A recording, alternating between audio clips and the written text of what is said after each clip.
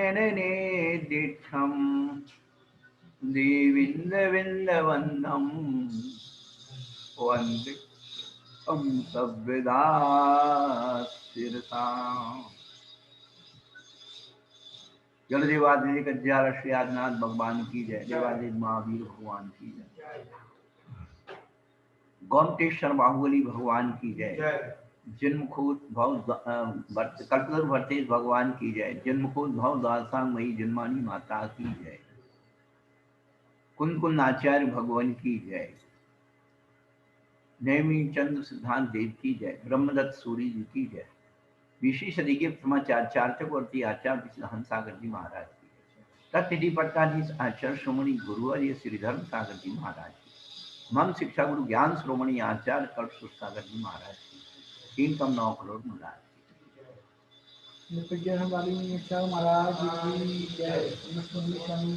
धर्मानुरागी भव्यात्माओं, अपने जीवन को पहचानने के लिए, अपने जीवन को जीने के लिए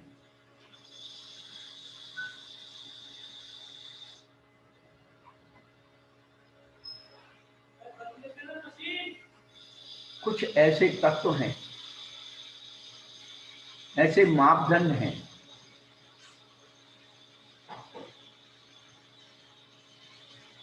जिनके माध्यम से हमें पता लगता है कि हम क्या हैं और हमें क्या होना चाहिए।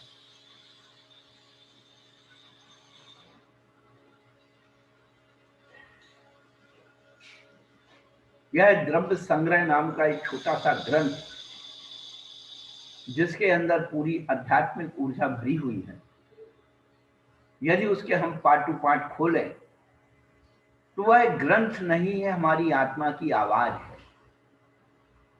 हमारे आचार्य भगवंतों ने हमारी आवाज को इस ग्रंथ में भरा है, लेकिन हमने आज तक अपनी आत्मा की आवाज को सुना ही नहीं। हम पर की आवाजों को, पुद्गल की आवाजों को सुनते रहे। जिस दिन हम अपनी आत्मा की आवाज सुन लेंगे, उसी दिन हम परमात्मा बन जाएंगे।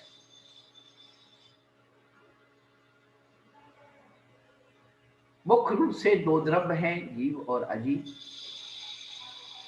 जीव अधिकार चल रहा है, वो बड़ा सुंदर आपको बता रहा हूं। अधिकार का मतलब है अधिकृत,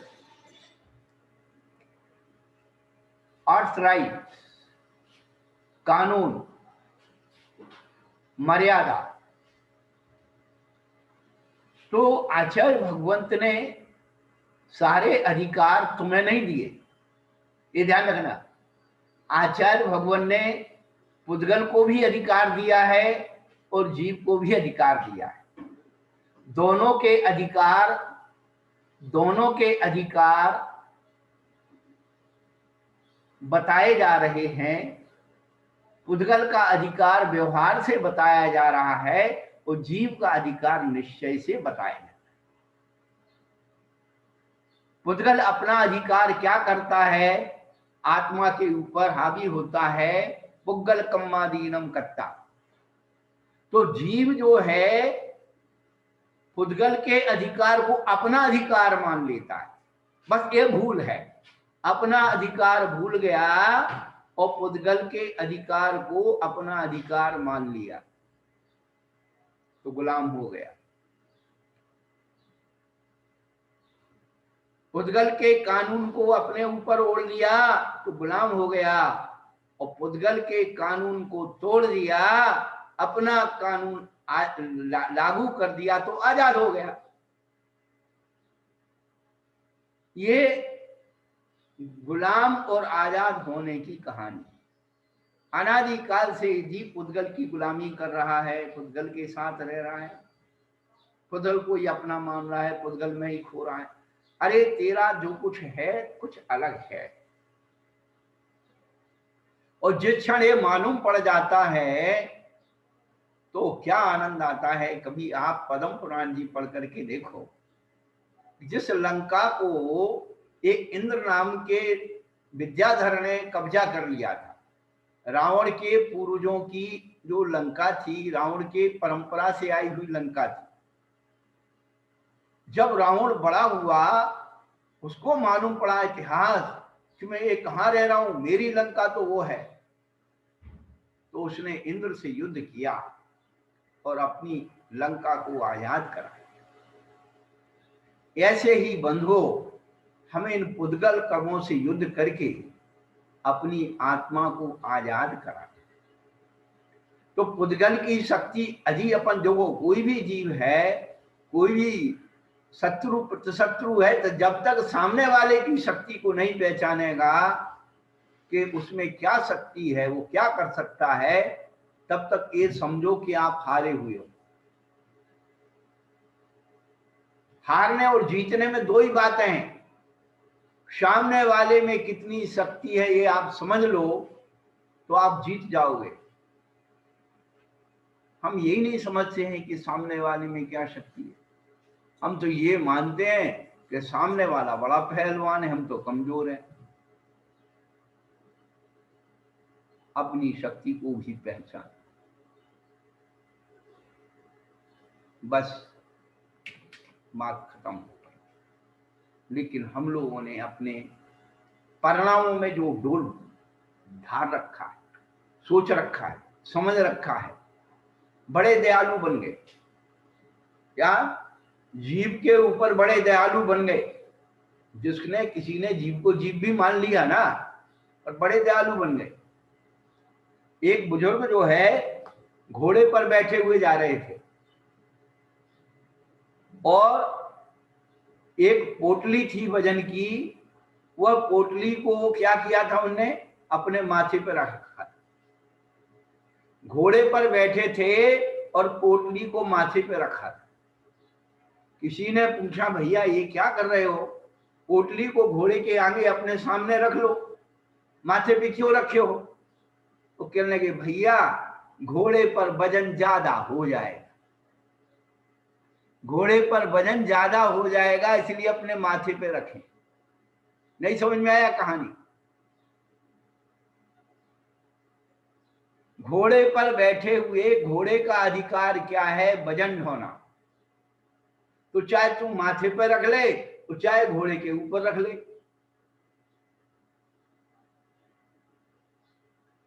इतना सीधा सरल गणित जीवन का है ये अध्यात्म।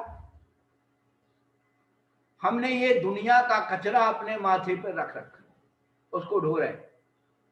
अरे उस कचरे को कचरे के ऊपर रखो, आराम से चलते रहो।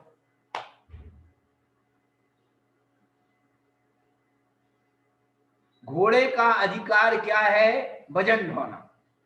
तो चाहे उस पर तू बैठ जा, चाहे माथे पर पुटली रख ले, उतना उतना वजन उस पर रहेगा ही रहेगा। तो घोड़े के अधिकार को आप अपना अधिकार में मत लो। घोड़े का वजन अपने माथे पे रख लिया, यही सबसे बड़ी भूल है।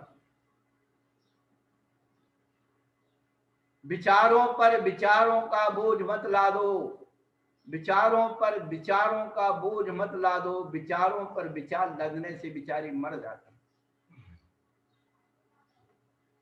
हमने कितना अनधिकृत सोच रखा है, अनधिकृत, जो हमारे अधिकार क्षेत्र से बाहर है। हम कई बाबा जी दूर है क्यों? गांव भर की फिक्र लगी। हम अनधिकृत सोचना बंद कर दें, अनधिकृत बोलना बंद कर दें, अनधिकृत करना बंद कर दें, हम बिल्कुल स्वतंत्र। हम घर में कोई एक एक्स्ट्रा काम नहीं करना चाहते। वो कहते हम उसके बाप के नौकर हैं क्या? तो ऐसे ही हम अनधिकृत सोचना भी तो बंद कर दें, अनधिकृत बोलना भी तो बंद कर दें। जब हम करना नहीं चाहते कि हमारे काम का नहीं, भाई ये इसका काम है वो करेगा, हम क्यों करें? सासू का काम सासू करे, बहू का काम बहू करे, हम उनके हिस्से का काम क्यों करें? जब काम का बंटवारा हो गया तो अपना ही काम हो तो नहीं करोगे। क्यों मालिक जी, क्यों हंस रही हो? सब पता लगा लेता हूं मैं।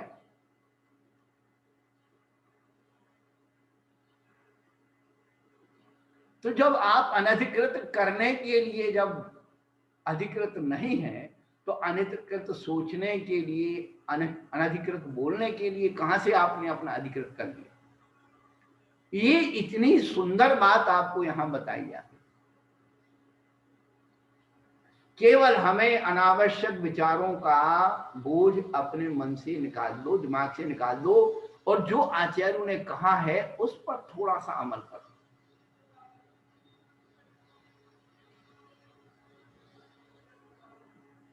तो जीव के 9 अधिकार बताए। जीव जीव है, पहला अधिकार है जीव जीव क्यों है। तो व्यवहार को भी उन्होंने नाराज नहीं किया। व्यवहार को कहा भाई तू तीनों कालों में जीता है, तेरे 4 प्राण है, तेरी ये व्यवस्था है, तू इसमें रह, और मैं चेतन हूं, मेरा एक चेतना प्राण है, मैं इसमें रहूंगा। झगड़ा खत्म। अब तू उन 4 प्राणों में अलग से घुसने की कोशिश करता है, वे 4 प्राण तेरे अंदर घुसने की कोशिश करते हैं। झगड़ा इसी बात का है। शाम को जब बच्चे बिस्तर पर जाते हैं, 2 भाई हैं और आपस में एक बिस्तर पर लेटे हुए, शाम होते ही वो चादर इधर खींचेंगे, तकिया उधर खींचेंगे, फलाना करेंगे, ढिमका करेंगे। भली दोनों के चादर अलग अलग है, लेकिन खींचने में मजा आता है, परेशान करने में मजा आता है। पर जब माँ आती है तो कहती है कि तुम अपनी मर्यादा में रहो, तुम अपनी चीज को लो, तुम दूसरे की क्यों छीनते हो। ये हमारे गुरु हमें कर्तव्य बोध कराते हैं, कर्ता बोध नहीं, कर्तव्य बोध, कि पुद्गल को अपनी मर्यादा में रहने दो और तुम अपनी मर्यादा। बताइए कौन सा वो है। उन्होंने पुद्गल की मर्यादा को बताया और चेतन की मर्यादा को बताया, दोनों के अधिकारों को अलग अलग अधिकृत कर दिया। इतनी सी बात हमें इस अध्यात्म में समझना।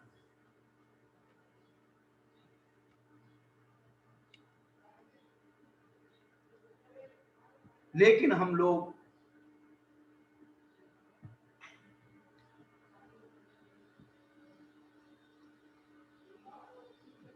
इन परिस्थितियों में जी रहे हैं।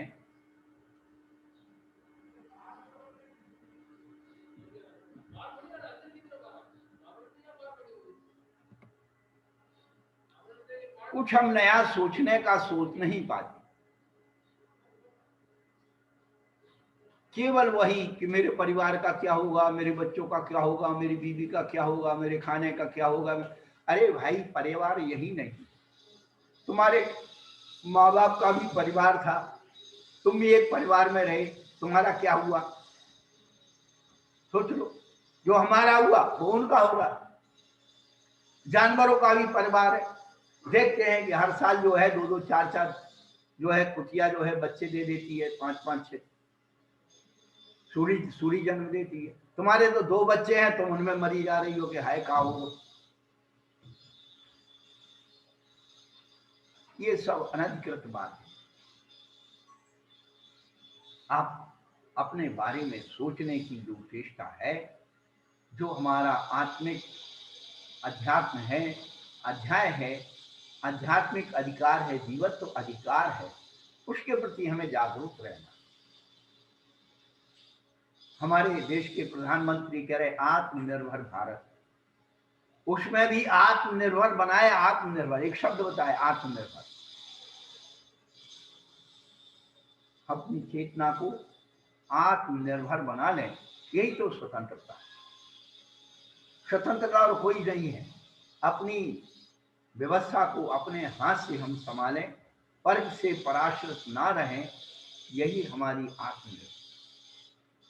हम इतने अपने आप को एक्टिव कर दें कि दूसरों का भी अपना काम करके दूसरों की भी सहायता करें, दूसरों को भी आत्मनिर्भर बना दें। हम गुलाम बनाने की आदी हैं, इसीलिए हम लोग पराधीन स्वयं हैं और दूसरे को भी पराधीन किए हुए।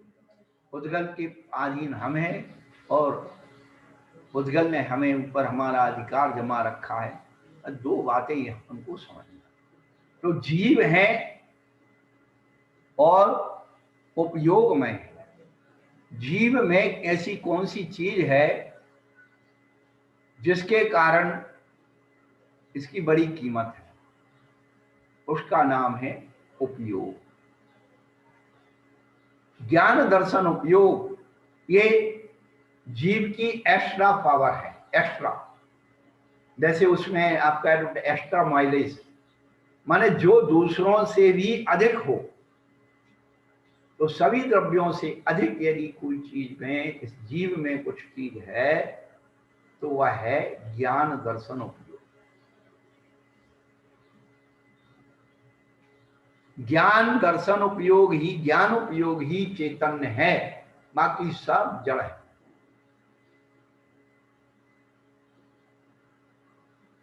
बाकी सब जड़ है, गुण सब जड़ गुण है, उनमें कुछ नहीं है। अस्तित्व वस्तुत्व नास्तित्व प्रमेय प्रदेश, तो ये सब जड़ है। केवल ज्ञान शक्ति के कारण ये जीव जीव कहलाता है। कि ज्ञान शक्ति नहीं हो तो जड़ और उसमें कोई अंतर ही नहीं। उपयोगमय है, अमूर्तिक है, आत्मा के अंदर उद्गल के लक्षण नहीं है, वन रस गंध स्पर्श नहीं है, इसलिए निश्चय नहीं से ये अमूर्तिक है। लेकिन कर्म संयोग के कारण ये मूर्तिक भी कहलाता है, करता है। अब ये बताए, हम आपको बता रहे थे कि पुग्गल कम्मादीनम कर्ता व्यवहार, हमने कम मना की करता नहीं, पर ये व्यवहार से पुद्गल कर्मादियों का करता है, निश्चय से अपने शुद्ध भावों का करता, शुद्ध नहीं से शुद्ध भावों का करता है, तो निश्चय नहीं से राग आदि मोह आदि भावों का करता है। कर्ता के तीन अधिकार बना दिए। यह व्यवहार नहीं से उन्होंने कह दिया पुद्गल कर्मादि का करता है, निश्चय नय से रागादि भावों का करता है, और शुद्ध नय से अपने शुद्ध भावों का करता है। भोक्ता जो करेगा वो भोगेगा।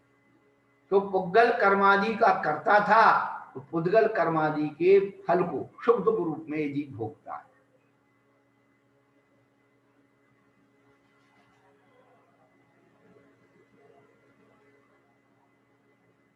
और निश्चय नय से शुद्ध भावों का भोगता है, जो शुद्ध दर्शन ज्ञान है। और किसी की चर्चा नहीं की उन्होंने। शुद्ध नया शुद्ध भावानम, शुद्ध नय से शुद्ध भावों का भोगता है। तो वो शुरू से ही दो ज्ञान दर्शन को लेके चले। ज्ञान और दर्शन जो है एक दूसरे के बगैर नहीं रहते। ज्ञान और दर्शन जो है एक दूसरे के बगैर रहते नहीं। जहां ज्ञान है वहीं दर्शन है, जहां दर्शन वहीं ज्ञान है। उपयोगो दुयपो, उपयोग दो प्रकार का है। दंसन नानम के दंसनम चतुदा, उन्होंने आखिरी में कहा अट्ठ चदु नान दंसन सामन्नम जीव लक्षण मणियम व्यवहार।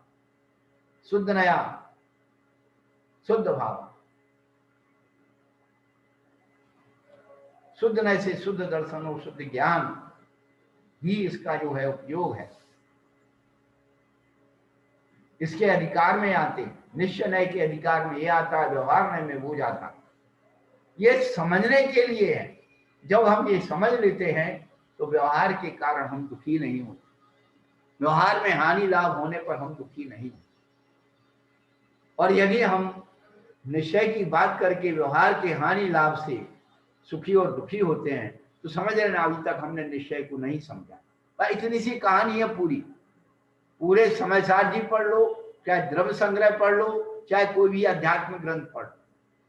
यदि पुद्गल द्रव्य की हानि लाभ से हमारे अंदर सुख दुख की अनुभूति होती है, तो समझ लेना अभी हमने ना समय सार को समझा, ना आत्मा को समझा, ना परमात्मा को।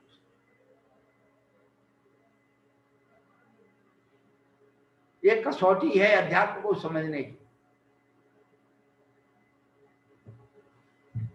कर्ता भोक्ता सदैव प्रमाण, आत्मा कितनी बड़ी जिज्ञासा हो जाती है कि आत्मा आखिर बड़ी कितनी है।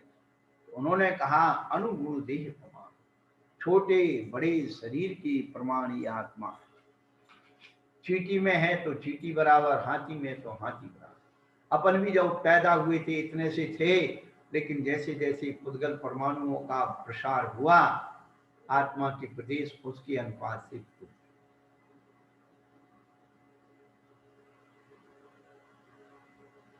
तो निगोदिया जीव में और सिद्ध के जीव में एक समान आत्मा के प्रदेश है, असंख्यात प्रदेश। निश्चय नए दो असंख्य देश होगा। निश्चय नए से असंख्यात प्रदेश हैं, चाहे वो चींटी के हों, चाहे सिद्ध भगवान के हों, चाहे हमारे हों, चाहे स्त्री के हों, चाहे पुरुष के हों, चाहे नपुंसक के हों। हर जीव में असंख्यात प्रदेश नपे तुले हैं। एक प्रदेश कमती नहीं है, एक प्रदेश अधिक नहीं। इतनी प्राकृतिक व्यवस्था है, एक बराबर। इसलिए निश्चय से सभी आत्माएं बराबर होती हैं, ऐसा कहा जाता।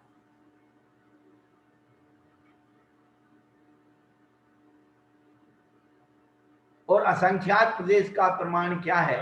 तो जब ये जीवात्मा केवली समुद्घात करती है तो पूरे आत्म प्रदेश लोकाकाश के उसमें फैल जाते हैं। लोकाकाश असंख्यात प्रदेशी है। तो असंख्यात प्रदेशी लोक में असंख्यात प्रदेशी आत्मा बिल्कुल बराबर से बराबर फैल जाती है। इसलिए आत्मा के प्रदेश असंख्यात प्रदेश है। ये युक्ति के द्वारा आचार्य ने बताया कि नाप तोल करके देख लो। तुम्हें विश्वास नहीं है तो हम तुम्हें नाप तोल करके दिखाई देते हैं।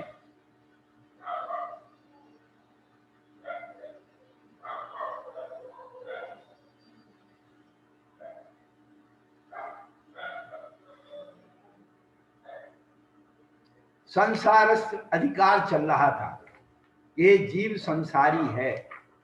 तो वास्तव में संसारी किस अपेक्षा से है? 3 गाथाओं में बताया। संसार में जीव की अवस्थाएं कौन कौन सी हैं? पड़वी जल तेव वायु, वनपति विवेह थावरे इंदी, बिग तिग चदु पंचखा, तस जीवा होंति संखानी। पृथ्वी, जल, अग्नि और वायु और अनेक प्रकार की जो है वनस्पति और अनेक प्रकार के स्थावर जीव ये केंद्रीय हैं। और वेग माने 2, तिग माने 3, चतु माने 4, पंच माने 5, अक्षा माने इंद्री, ये 10 जीव होते हैं। शंख आदि, शंख को आदि करके।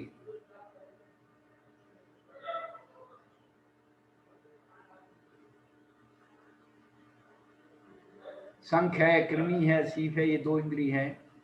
कुंतु है, पिपील का है, कीड़ी है, जू है, खटमल है आदि 3 इंद्री जीव हैं। और डांस, मच्छर, मक्खी, भौरा, बर आदि 4 इंद्री जीव हैं। और 5 इंद्री जीव तो आप सब जानते ही हैं। तो कल अपन इतनी बात कर रहे थे कि संसारी जीव संसार नष्ट स्थावरा, तत्वार सूत्र में सूत्र आता है संसारी जीव के 2 भेद हैं, त्रस्त और स्थावर।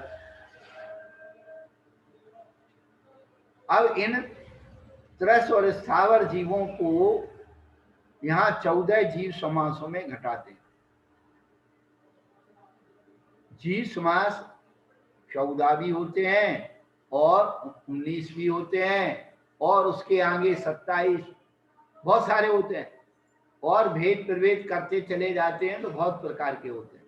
लेकिन यहाँ मुख्य रूप से संक्षेप रुचि से शिष्य को समझाने के लिए संक्षेप रुचि कि ये यदि समझ में आ गए तो आगे के भेद प्रभेद भी समझ में आ जाएंगे।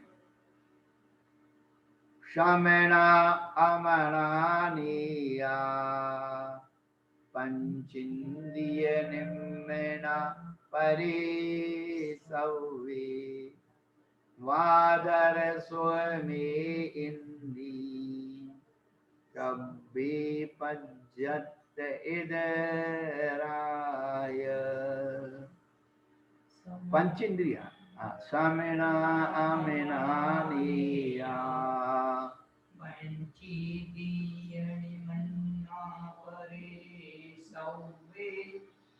भादर सुह में इंदी सवे पज्जत इधराय।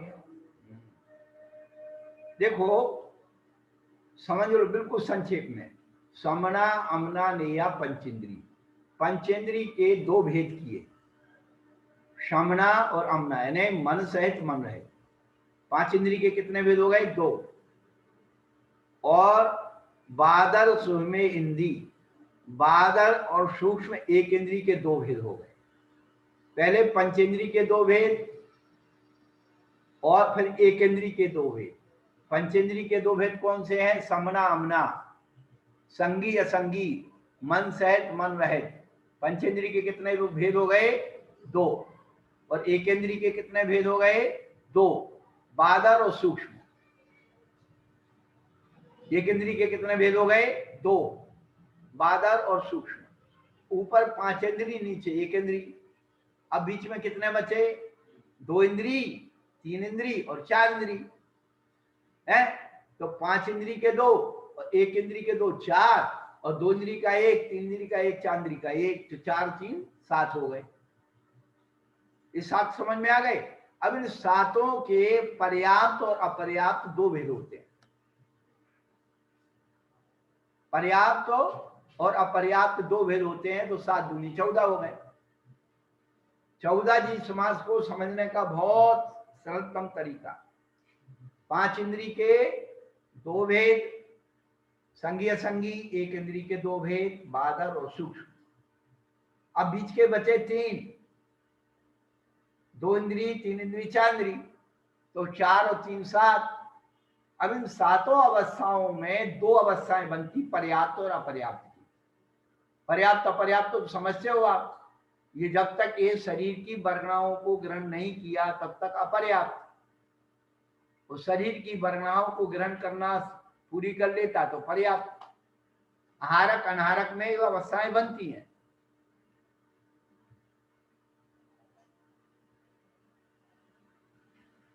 जहां अनाहारक होता है एक भी पर्याप्ति नहीं होती, अपन ने पढ़ा था ना। अनाहारक मार्गना में एक भी पर्याप्ति नहीं है, और आहारक मार्गना में 6 पर्याप्ति है। तो जब शरीर के योग वर्णाओं को जब तक ग्रहण नहीं किया है तब तक अपर्याप्त है, और कर लेता है तो पर्याप्त। अब अपन के स्वरूप अभी समझेंगे आगे, एक एक बार में एक एक चीज थोड़ी थोड़ी समझ में आना। ऐसे 14 जी समास हो गए। आचार्य भगवान क्या कहना चाहते हैं?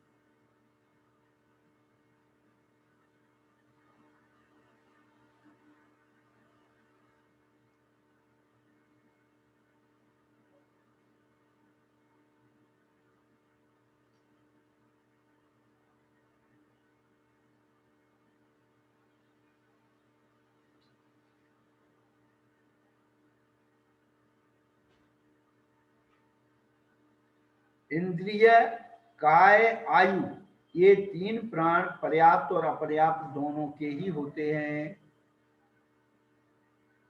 अब क्यों होते हैं? क्योंकि जो है जैसे ही उसकी गति होती है, गति नाम कर्म का उदय चलता है, उसी के अनुसार उसकी इंद्री, काय और आयु प्राण हो जाते हैं। अपर्याप्त अवस्था में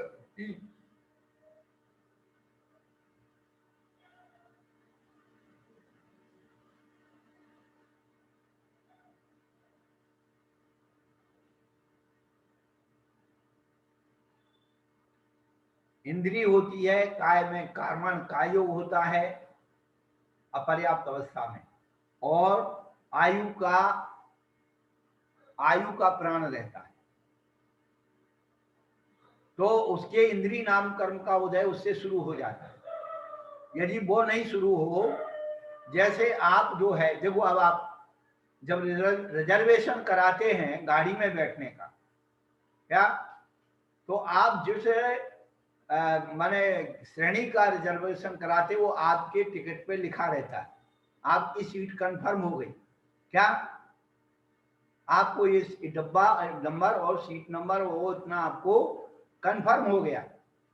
ऐसे ही ये जीव का जब एक गति से दूसरी गति में जाता है तो इंद्री और काय, काय तो कर्मण का योग है,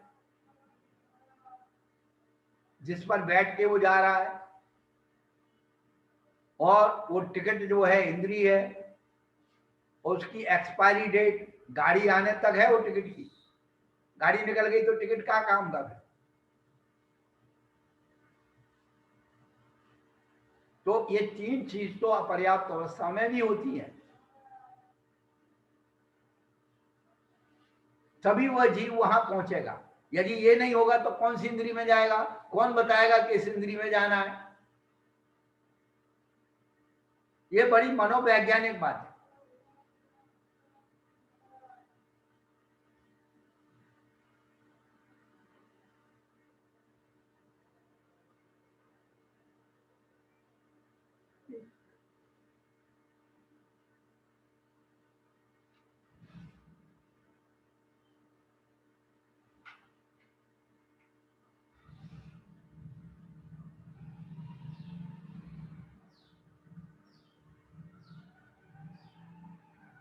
तो इंद्री, काय, आयु, ये तीन प्राण पर्याप्त और अपर्याप्त दोनों अवस्थाओं में होते हैं, और श्वासोच्छ्वास पर्याप्त के ही होता है। यानी चौथा जो बनता है वो पर्याप्त में ही बनता है। वचन बल प्राण पर्याप्त दो इंद्रिय आदि के ही होता है, वो भी पर्याप्त के वचन बल जब तक वहां नहीं पहुंचा है तो भाषा, श्वासोच्छ्वास और मन ये पर्याप्त अवस्था में ही आते हैं, और मनोबल प्राण संगी पर्याप्त के ही होता है। इसीलिए पर्याप्त अवस्था में संगी पंचेंद्रियों के 10 प्राण हैं, असंगी पंचेंद्रिय के 9 प्राण हैं, चौंद्री के मन और कर्ण इंद्री के बिना 8 प्राण हैं, तीन्द्री के मन कर्ण चक्षु के बिना 7 प्राण हैं, दो इंद्री के मन कर्ण चक्षु और घ्राण के बिना 6 प्राण हैं, और एक इंद्री के मन कर्ण चक्षु घ्राण रसना और वचन मन के बिना 4 प्राण होते हैं। अपर्याप्त जीवों में संगी और असंगी दोनों पंचेंद्रियों के श्वासोच्छ्वास, वचन और मनोबल के बिना 7 प्राण होते हैं। उस समय वचन बल और मनोबल की वर्गनाएं आना और श्वासोच्छ्वास ये तीनों रुक जाते हैं, इनका काम बंद हो जाता है, स्टे ऑर्डर लग जाता है।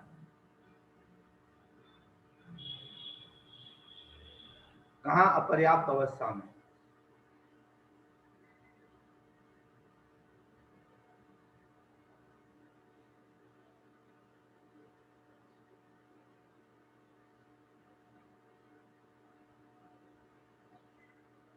इस प्रकार से संसारी जीवों को उन्होंने 14 जीव समासों में बांट दिया। जो अपन 24 ठाना में पढ़ रहे वो 19 जीव समास, उसमें कोई ज्यादा वो नहीं है, केवल उन्होंने निगोज राशि के कुछ और जोड़ दिए हैं, जिसके कारण उसकी संख्या बढ़ गई। सा प्रतिष्ठा प्रतिष्ठा नित्य नित्य निगोज, तो ये जो है ये जोड़ देने से उसकी संख्या बढ़ गई, और कोई उसमें अंतर नहीं है। और आगे भी जाकर के बहुत सारी चीजों का और ज्यादा विश्लेषण होता है तो और भी बन जाते हैं। क्या? पर्याप्त के 3 भेद करते हैं, अपर्याप्त, निर्वृत्ति पर्याप्त और पर्याप्त।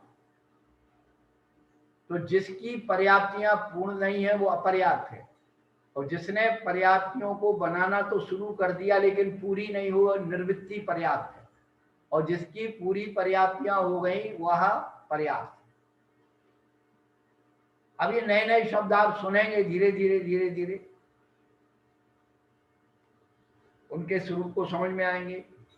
ये संसारी अवस्था का जो तीसरा चरण है, तीसरी गाथा है, ये महत्वपूर्ण है। ये पूरी 24 छाना में काम आने वाली है आपको।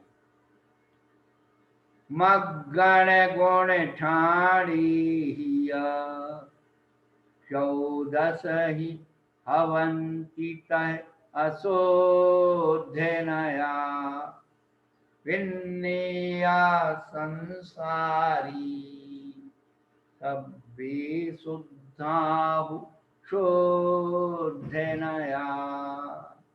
मगण गुण ठाणे 14 हवन्ति तव असोद्धनया विन्नेया संसारी सब्बे शुद्धाहु शोद्धनया।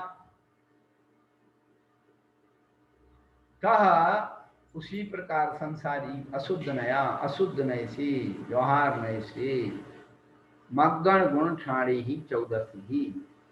14 मारना और 14 गुणस्थान की अपेक्षा 14 वाले होते हैं।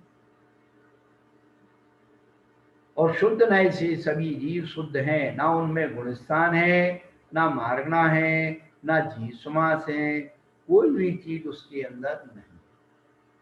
अब आपका 24 छाना यहाँ इस गाथा में काम आ जाए। 14 गुणस्थान के नाम तो आपने पढ़ लिए, मिथ्यात्व, सासादन, मिश्र, अविरत, देशव्रत, प्रमत्त, अप्रमत्त, अपूर्वकरण, अनवृत्तीकरण, शुभ शांप्राय और शांत मोह, क्षीण मोह से अयुक्ति। और 14 मारणाएं। 14 मारणाएं कौन सी हैं? गति, इंद्रिय, काय, योग, वेद, कसाय, ज्ञान, संयम, दर्शन, लेश्या, भव्यत्व, सम्यक, संगित, आहारक, ये 14 मारणाएं।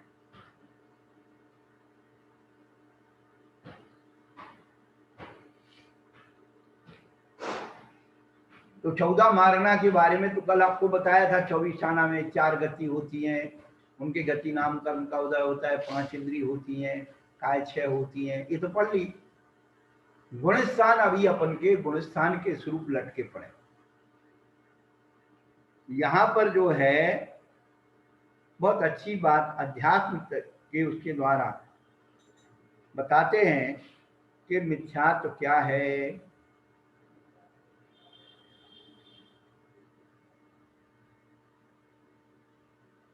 जिसके पास मिथ्यात्व होता है वो मिथ्या दृष्टि होता है, और जिसके पास सम्यक दर्शन होता है वो सम्यक दृष्टि होता है।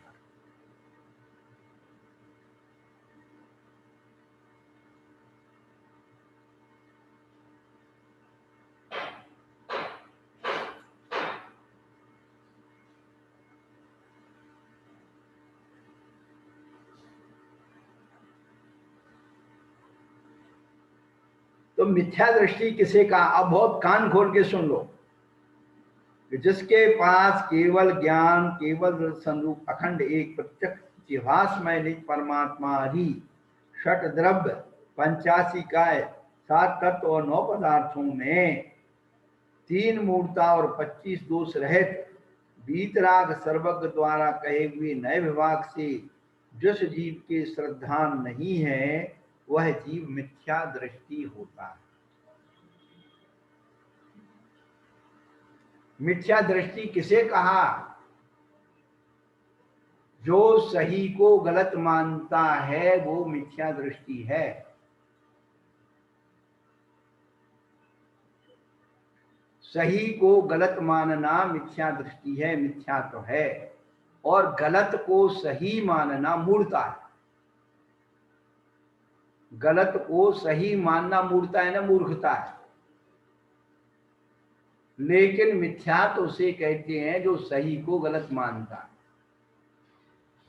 सबसे बड़ी बात, अभी तक हमारे विद्वान या कोई भी जो तथ्य की विवेचना करने वाले लोग हैं वे मिथ्यात्व और मूर्खता को अलग नहीं कर पाए। मूर्खता को मिथ्यात्व कह रहे हैं और मिथ्यात्व को मूर्खता कह रहे हैं। उल्टे हमने हमेशा दोहराते हैं कि स्वरूप भेद और स्वामी भेद से किसी भी वस्तु स्वरूप को समझना चाहिए।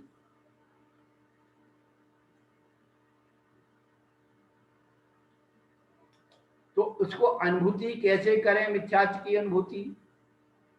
तो आचार्य भगवान कहते हैं भैया देख, जब अभी बुखार आ जाता है ना सर्दी के दिन में, मलेरिया आ जाता है, मलेरिया, और मीठा दूध, शक्कर डला हुआ दूध जब पीते हैं तो कहते दूध कड़वा लग रहा है, हैं? दूध कड़वा है क्या? वही दूध जब स्वस्थ व्यक्ति पीता है तो उसे मीठा लगता है, और बीमार व्यक्ति पीता है तो कड़वा लगता है। तो दूध यदि कड़वा होता तो उस व्यक्ति को भी लगता है। आपका दूध खराब हो जाए, जम जाए, खट्टा हो जाए, या उसमें कोई लग जाए, आप लोग बहुत होशियार हो, हाँ, जब दूध लग जाता है ना, बास आने लगती है, तो आप क्या करती हो? दूध को चाय बनाने में रख लेती हो कि जल गया, इसकी चाय बना दो, जिससे वो दब जाएगी। वो नहीं, काफी बना दोगे, क्यों? जला दूध तो काफी कहलाता है।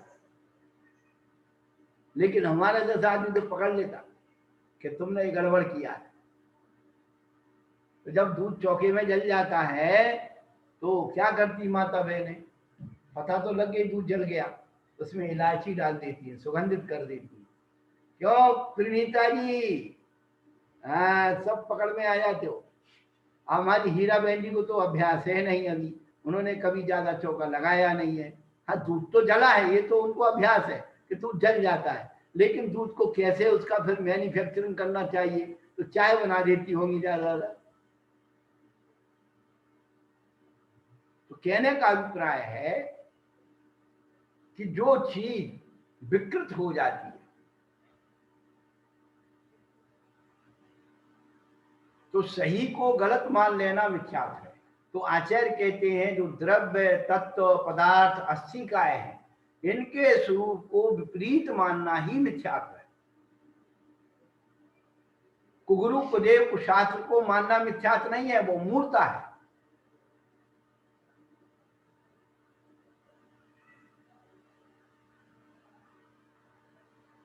अभी तक लोग मिथ्यात्व और मूर्ता के स्वरूप को नहीं समझ रहे, इसलिए भटके हुए हैं।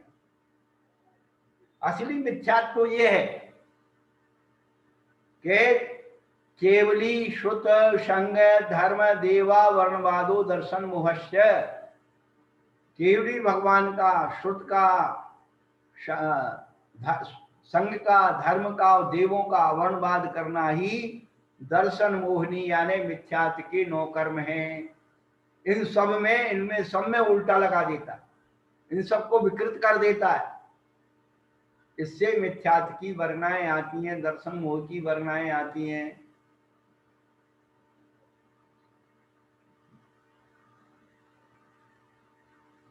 कहने का अभिप्राय यही है कि हम लोग जो पहले गुण स्थान के परिणाम वाले हैं, इसको तोड़ो कि द्रव्य, तत्व, पदार्थ, अस्थि काय के स्वरूप श्रद्धान करने में हमारा क्या जा रहा है? अपने अंदर श्वास चल रही है, उसका श्रद्धान है कि नहीं है? श्रद्धान इसलिए कि हम जिंदा हैं, श्वास चलती है, हम जिंदा हैं। श्वास आना बंद हो गई, मर गए, तो श्वास से हम उसका श्रद्धान करते हैं कि हम जीव हैं। ऐसे ही ये प्राकृतिक नियमों में कि जीव क्या बोलते कि अस्थिकाय, 9 पदार्थ, इनके जो स्वरूप हैं, द्रव्य, तत्व, पदार्थों के स्वरूप हैं, अस्थिकाय के स्वरूप हैं, जीव अजीव तत्तरु आश्रव बंदरु संबर जानो, निर्जर मोक्ष कहे जिन को ज्यों को त्यों सावधानो, है सोई संकित व्यवहारी अब इन रूप खानो, तिनको सुन सामान विशेषी दृढ़ प्रतीति हो रहा। इसमें सेल टैक्स, इनकम टैक्स कुछ भी नहीं लग रहा, श्रद्धान करने में अपना कुछ नहीं जा रहा। अच्छा, पहली बात। दूसरी बात एक है, चलो आप उनको नहीं मानोगे, धर्म धर्म आकाश काल को नहीं मानोगे, तो उनका अस्तित्व थोड़ी खत्म हो जाएगा, उनकी कीमत थोड़ी खत्म हो जाएगी। हीरा को कोई हीरा नहीं माने तो हीरा की कीमत कमती हो जाएगी क्या? परंतु जो हीरे की कीमत मान लेगा, हीरा के श्रद्धान कर लेगा, हीरा की कीमत मान लेगा, वही अपने आप को करोड़पति होने का अनुभव करेगा। क्या? श्रद्धान में ही हमारा भगवान बसा है।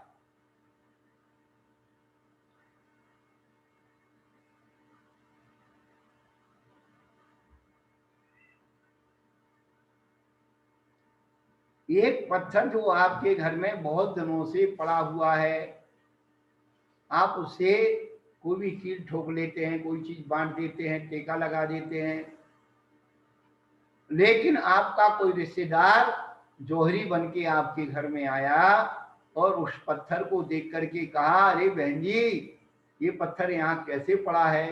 क्यों, क्या बात है? नहीं, ये सामान्य पत्थर नहीं है, ये रत्न है। इतना कहते ही आपका दृष्टिकोण उस पत्थर के प्रति बदल जाएगा। बदल जाएगा कि नहीं? तुरंत वो उस पत्थर को वहीं पड़ा रहने दोगे क्या? तुरंत उठा करके उसे अलमारी में, तिजोरी में सेव कर दो, सुरक्षित कर दो, और उसी क्षण से आप अपने आप में क्या करोड़पति होने का, धनी होने का अनुभव करने लगोगे। करोगे कि नहीं? पत्थर तो वहां पहले भी पड़ा था, तो पत्थर पड़ा था तब तक आप गरीब थे, आपको पता ही नहीं था, और जैसे ही पत्थर का पता लग गया कि रत्न है, वैसे ही आपके अंदर की गरीबी निकल गई, आप अपने आप में करोड़पति हो गए। बस उसी प्रकार से जिस जीवात्मा ने द्रव्य तत्व पदार्थों के स्वरूप का श्रद्धान कर लिया, वही सम्यक दृष्टि बन गया। अब श्रद्धान करने में ना सेल टैक्स लग रहा है, ना इनकम टैक्स लग रहा है, कोई मेहनत तो नहीं लग रही, मान नहीं तो है। अभी कुछ दिन पहले एक चुटकुला आया था, बड़ा मजा आया। एक बच्चा बोल रहा था अपनी छोटी सी बच्ची को, बहन होगी छोटी, कि मान लो हमने तुम्हें 10 रुपया दिए। बहन कहने लगी, भाई ऐसे कैसे मान लो कि 10 रुपया दिए? तुमने दिए नहीं तो मैं कैसे मान लूं कि 10 रुपया दिए? बोले मान लो, इसमें तुम्हारे बाप का क्या जा रहा है? बोले हाँ मान लिए। अब 5 रुपया लौटा दिए तो कितने बचे तुम्हारे पास? बोले 20 रुपया। बोले यार गलत, झूठ। बोले मान लो, इसमें मानने में तुम्हारे बाप का क्या जा रहा है? ऐसे ही ये मान्यताएं हैं, अपनी स्वार्थ से उन्होंने कुतर्क से उसे मान रखी है, उसे निकाल करके करना ही कुछ नहीं है। ये महान जौहरी, ये बड़े बड़े आचार्य हमारे लिए उन्होंने मेहनत की है और हमारे आत्मरत्न का परिचय करा रहे हैं कि तू आत्मरत्न है, तेरे अंदर रत्नत्रय की जो है कीमत भरी हुई है, तू कीमती।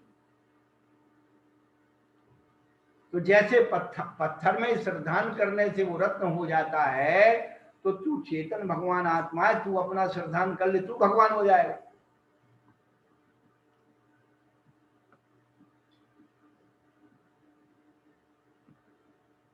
तो मिथ्यात्व की अनुभूति क्या है? जिसको धर्म की बात नहीं रुचती। पुराने बचपन में हम लोग सुना करते थे कि मिथ्या दृष्टि जीव को जिन वाणी ना सुहाय, के ऊंगे के लड़ पड़े, के उठ घर को जाए।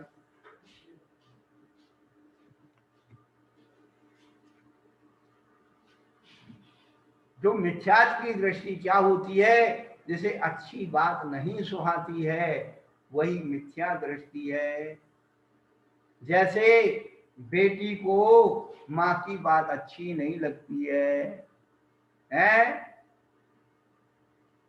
बेटे को पिता की बात अच्छी नहीं लगती है, बहू को सास की बात अच्छी नहीं लगती है, क्योंकि वो श्रद्धान वैसा विपरीत रखा।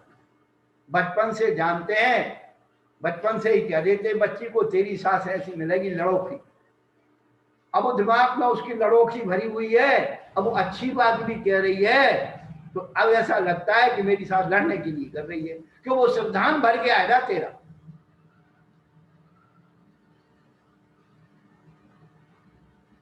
तो कहने का अभिप्राय है कि जब अच्छी बात बुरी लगे, ये मिथ्यात्व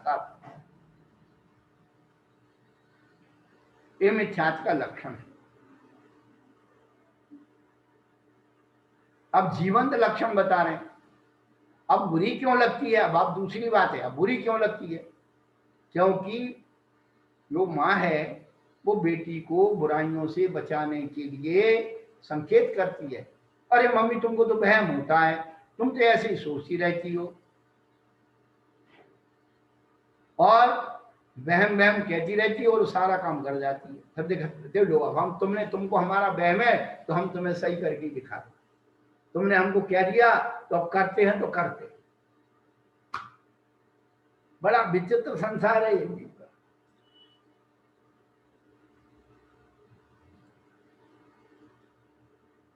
तो कहने का मतलब यहाँ है कि जिस मिथ्यात्व की स्थिति को हमें अनुभव करना है अपने अंदर, हम दूसरे के मिथ्यात्व को नहीं देखें कि वो कहाँ जाते और क्या करते और ये करते ना वो करते, हमें उससे मतलब नहीं है।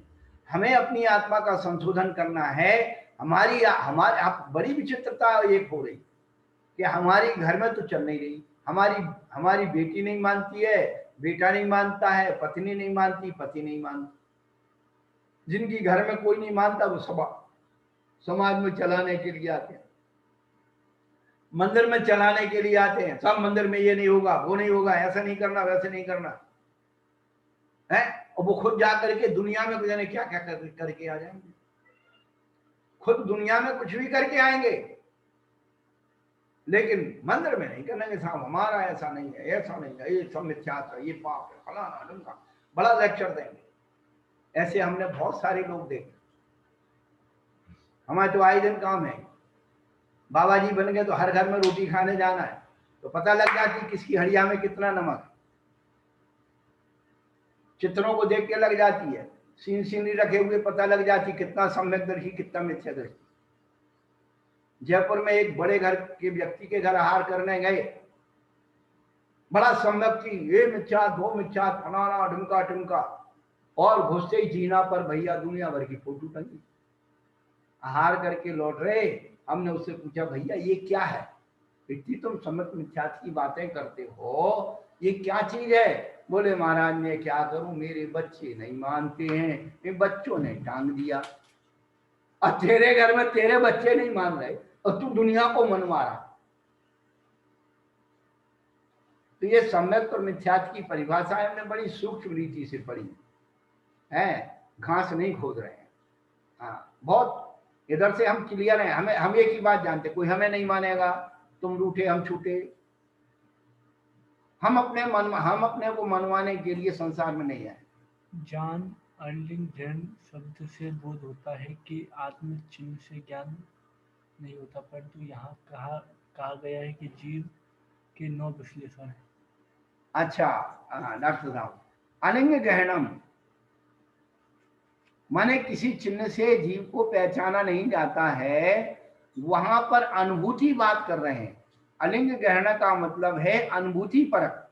जहां पर अनुभूति होती है वहां पर ये सारी चीजें जो है, अरस है, मरु, अगंध, अवत्तव्य, जान अलग गहनम जीव मनिदित संठानम। तो स्वरूप भेद और स्वामी भेद की कुंजी पास में रखो कि जो शुद्ध स्वरूप आत्मा का है, जो अपने आप में बचता है, वो क्या है। पर जीव की पहचान बताने के लिए 9 अधिकार बताए कि आपको इन 9 जगह पर जीव की उपलब्धि होगी। परंतु जब बचेगा जीव, तो जब जो है वो अरस है, अरूप है, अगंध है, अव्यक्त है, अवक्तव्य है और अव्यक्त है और अनित्य संस्थान है। बहुत बढ़िया आपने प्रश्न किया। तो उसका स्वरूप और उसका स्वामी शुद्ध आत्मा है, शुद्ध आत्मा। और यहां पर व्यवहार निश्चय से उस आत्मा का भेद कर रहे हैं। तो जो निश्चय में जब अपन करेंगे तो वह अनिंग ग्रहण में पहुंच जाएगी। लेकिन व्यवहार में से कि उसके प्राण धारण करता है, उसका उपयोग है, उसमें कर्तापना है, उसमें भोक्तापना है, यदि ये नहीं बताएंगे तो जीव क्या हो जाएगा, कूटस्थ हो जाएगा। है? काय के लिए प्रयास करना? फिर जब कुछ बचा ही नहीं तो काय के लिए करना? तो वहां पर जीव और पुद्गल का अधिकार, दोनों का अधिकार अलग अलग बता रहे कि व्यवहार नय में पुद्गल का अधिकार क्या है और निश्चय नय से जीव का अधिकार क्या है। ये दो अनुभूतियां अलग अलग बता रहे। व्यवहार नय से जीव और पुद्गल का संबंध क्या है और निश्चय नय से जीव क्या है, ये भेद विज्ञान कराया जा रहा है।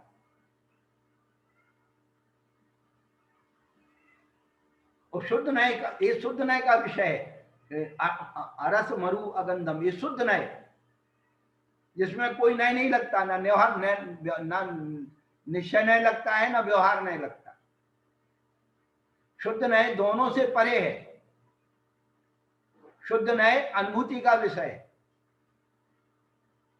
अनुभूति अवक्तव्य है, अरस है, अरूप है, वो दिखती नहीं है।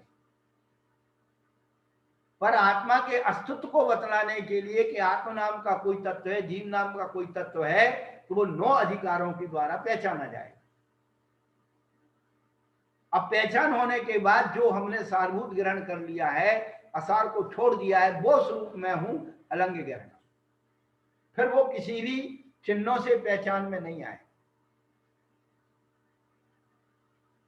क्लियर हो गया डॉक्टर साहब?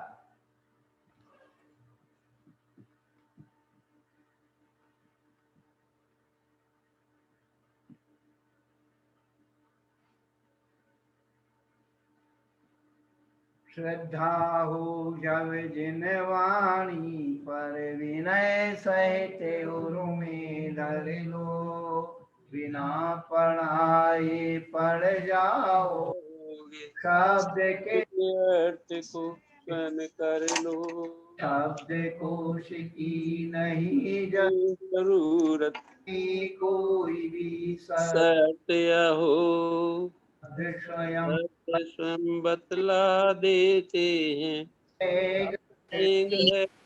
अर्थों को।